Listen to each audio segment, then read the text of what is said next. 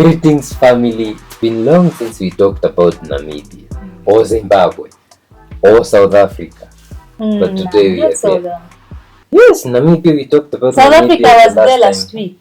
Namibia is when they decided that you are not going to, paint us with porridge or gruel.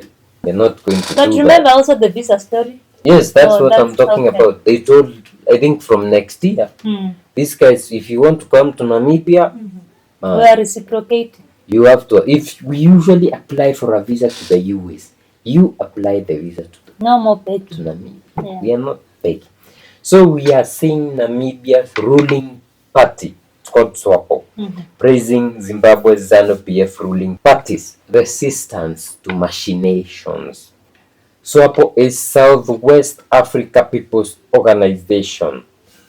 That is the party that led to the independence of Namibia. The liberating party. Yeah, that one. So Swapo Secretary General Sophia Shaningwa visited Zimbabwe this week and described ZANU-PF as a strong force in defending African countries had won independence.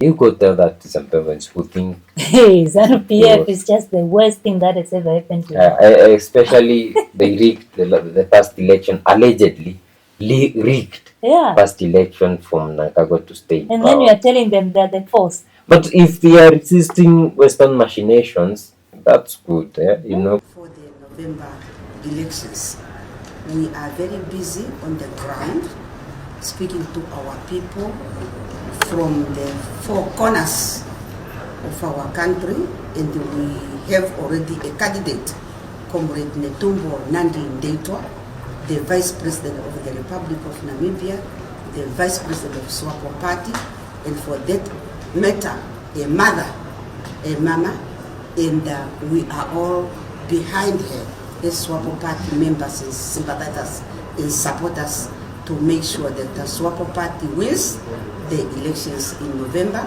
with her candidate who is called Netumbo Nandi Ndaitwah. In Western machinations, that's good, So Shaninko highlighted the experience of Zimbabwe's ruling party under President Emmerson Mnangagwa in countering Western regime efforts.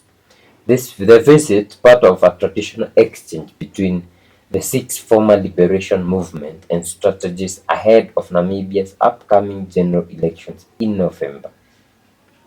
So, the president of Namibia died, and we have the vice president becoming the president, but they are having the elections next November, in which the current president, who was the vice president, said, I won't be participating.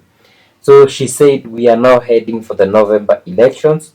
ZANU-PF is, of course, a team to be reckoned with. What? They have the expertise and they have the knowledge, and therefore we cannot get into the elections without talking to ZANU-PF. That's why she is in Zimbabwe. Shaninkwa emphasized the importance of solidarity among former liberation movements in the face of foreign interference and funding of opposition parties. Yes, that's something that's very good. Because normally the West, like the First Lady of Sierra Leone said, they usually fund, if you go against them, they will fund the opposition so that they can go against you. They can take power, go against you. And that is the wrong thing, because we took democracy, which is not our thing. And because it's their thing, they know how to manipulate it. They have money to fund opposition. They do a lot of stupid things. So the delegation expressed concern over the recent loss of majority for the ANC in the recent elections in South Africa, seeing it as a concerning trend for former liberation movement. And this is what she said. The ANC experience in South Africa is a sad development. Yes, it's sad, even for us. ANC? It's a sad development. No, for me it's an exciting development. No, they cannot do anything. The ANC losing the election? Yes. It's a beautiful. I don't know what they lost to the foreign. No, it's beautiful, but not in the sense of their coalition. Otherwise, No. ANC losing its power to me was success. But It's just that it didn't go the way. I wish it lost to EFF. Yeah, exactly. I wish, Umkhonto Wezizwe and EFF are the people who joined the government. Yeah, so ANC losing is not a bad thing, but now the coalition that they decided to go through, to take, or to decide upon is what we can say is a sad thing. But Otherwise, I ANC, think that's what she's talking about. It's a sad development because imagine you cannot do anything. Actually, sometimes ago they even tried to change the land policy and it was dropped. So ANC cannot do anything in South Africa. It's like they are just there to enjoy the 5 years and we have elections. Kudos South Africa for doing that. We will see you in the next 5 years.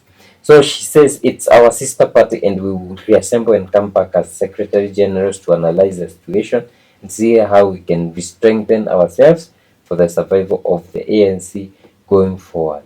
The Namibian politicians say. Now the problem with these people, they think that the survival of the party is what matters. It's never about the people. It's never about saving. This party has lost its popularity long. ANC lost its popularity in South Africa.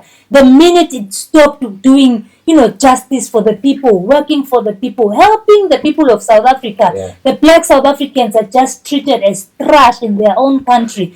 ANC is clearly working for the enemy. ZANU-PF, it's and then you are saying we have to work to be strong for the party. It's not about the party. Another thing is the Swapo. Okay, I don't know about the Swapo, but what I know is 70% of Namibian land, agricultural land, is owned by the minority white. So it's the same thing. They're the same things. We cannot say like, for example, in East Africa, except maybe Tanzania, the rest of the countries. You see, like the liberating parties are not. CCM. Well, in the times of Magufuli, I think CCM was good. Right now, what I'm seeing in CCM also is something for another debate. But when you look at these liberating parties, they have a big problem, and it's time for us to remove them in power. They feel like they own you. Now that they liberated you 50 years ago, they have to be in power forever and ever. We have new ideas, new ideologies coming up. We have young people like EFF with new different strategies of doing things. Actually, being suppressed. What I'm fighting and I keep on saying is one thing that we need to end in Africa is democracy. Okay, we hate democracy, but we need to end their kind of democracy. You need a lot of money to conduct elections. So you don't have money, they fund. You need to vote for like 1 million people because you need even, it doesn't make so now Swapo, some things in democracy are just to serve the foreigner, not for us. And that's why you see democracy is about who can tell the best lie and who has a lot of money. The same thing that this woman is saying. Swapo is saying we need to re-strategize and see how we can help ANC. So for them, it's all about going to convince the people that, you know what, guys, we saved you 30 years ago. You still need to vote for us. We are the Mandela Party. Remember Mandela? It's like they're threatening you. And how can I even explain this? It's like threatening you that if you don't vote for ANC, you are now losing the Mandela legacy. You are now betraying the founding fathers of this country. These same founding fathers are putting us where we were, where we want to liberate ourselves from. And it's the same thing that we have with these old leaders in Africa. Look at Cameroon. This guy doesn't want to leave the seat because he thinks that 92 years. Paul Biya doesn't want to leave. Relinquish that seat to younger people because you feel like Alassane Ouattara is 82. And you see Biden is 81. No, I always say, even if you're a good leader, at some point a good dancer knows when to leave the stage. Museveni, yes, you might be good to your people, but I think that with time, things are evolving. We need young, fresh minds. They need to, they need to recruit young leaders. Yeah, we need those. Like, you can be in the background. And supporting these guys. It's like in Kenya. People were talking about the always opposition leader Raila Odinga. This guy is I think 80, right? But he just still wants to be a president at that age. People sleeping in meetings. These old men are always sleeping. He's ruining his legacy. You see? We need to do away with this thing, liberating party, founding fathers.